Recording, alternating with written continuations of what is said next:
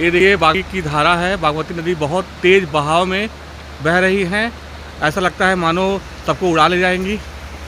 हम लोग इस समय नेपाल में हैं और नेपाल के मनोकामना मंदिर के पास का ये दृश्य है और इतना सुंदर दृश्य है। देख रहे हैं आप लोग, कितना बढ़िया दृश्य है। और धारा देखिए और नदी की आवाज़ सुनिए। बागमती की नदी की आवाज़, कलकल आवाज़ ऐसी आ रही जैसे लग रहा है कि बहुत सुंदर नज़ारा।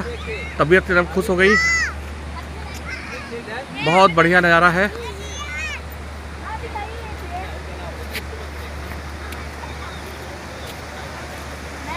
बहुत ही सुंदर नज़ारा, बहुत ही सुंदर। आप लोग भी कभी आइए, बहुत अच्छी जगह है।